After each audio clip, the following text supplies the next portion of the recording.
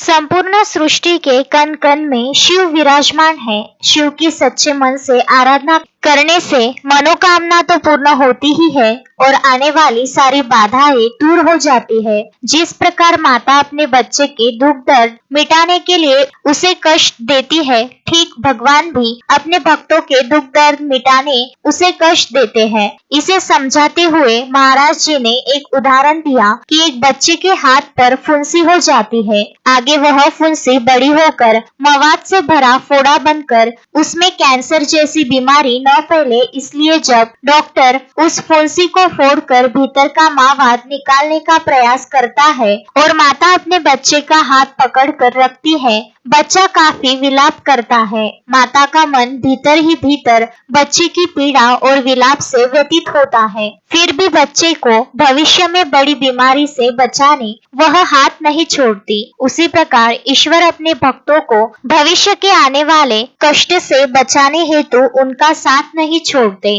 रामचरितमानस का यह प्रसंग हमें समझाता है कि ईश्वर के मन से की गई आराधना हमारे हर संकट में बचाती है। कथा के तीसरे दिवस में ही संपूर्ण गांधीनगर परिसर शिव भक्ति के वातावरण से प्रफुल्लित हो उठा है। लखनलाल केशरवानी परिवार द्वारा आयोजित शिव पुराण कथा में दिन प्रतिदिन कथा सुनने हेतु महिलाएं बड़ी संख्या में उपस्थित हो रही हैं। महाराज जी द्वारा सुंदर स्वर में गाई शिव पुराण कथा के श्लोक उपस्थित सभी श्रोता को भक्ति के रस में डुबो रहे हैं। आने वाले दिनों में और भी जन सैलाब की उपस्थिति को सुलभ बनाने हेतु रवि केशरवानी, श्यामलाल केशरवानी, रामलाल केशरवानी, अभिषेक केशरवानी, गौरव केशरवानी और हर्ष केशरवानी तथा संपूर्ण केशरवानी परिवार प्रयासरत है।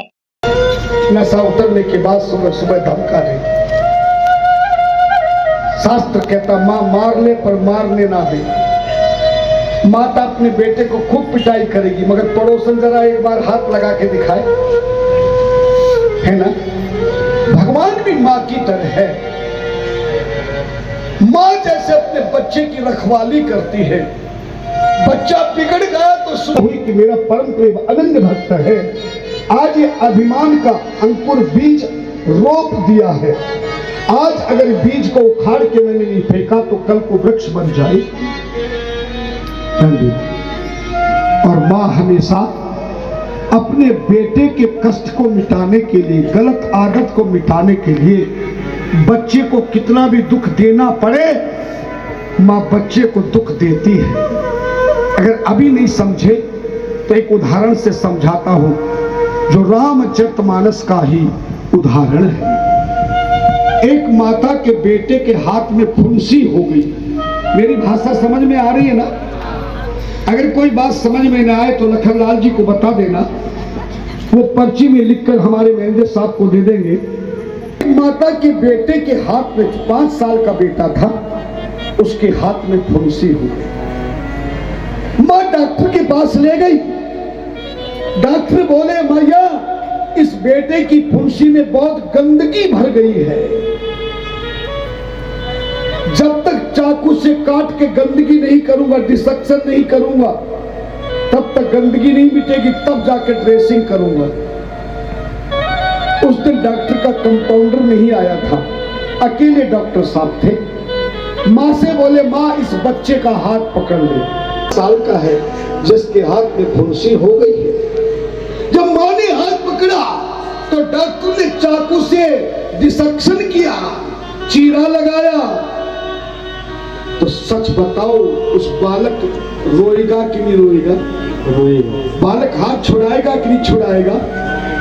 मां के सामने बच्चा रो रहा है, चिल्ला रहा है, हाथ छुड़ाने की कोशिश कर रहा है, पर मां इतना दुखी अपने बच्चे को देखकर भी हाथ नहीं है। आज अगर मैंने इस पर दया कर दी, आज इस पर दया करके हाथ छोड़ दिया, तो यही फुंसी का फोड़ा आगे जाके कैंसर बन जाएगा। और आज अगर मैंने चीरा लगा के इसको दुख सहन करके रख लिया, तो मेरा बेटा इस रोग से हमेशा के लिए मुक्ति प्राप्त करेगा। अश्विन शाह, विदर्भ न्यूज, पुलगाव.